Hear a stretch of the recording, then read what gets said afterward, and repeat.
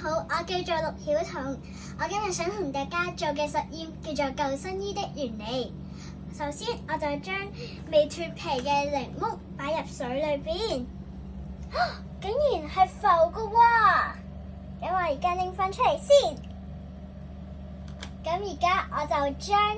未脫咗皮嘅檸檬擺入水裏面，竟然係沉㗎，係咪好奇怪呢？其實救生衣嘅浮力就係好似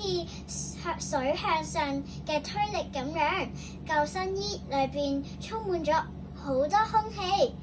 佢嘅下沉力嘅弱過水嘅浮力，所以穿上去能增加嘅浮力，並且幫助佢哋漂浮喺水面上。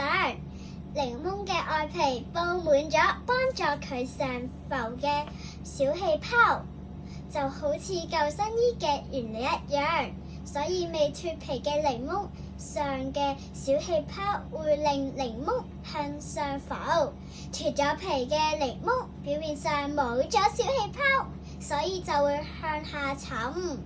多謝大家，我今日講到呢度，拜拜。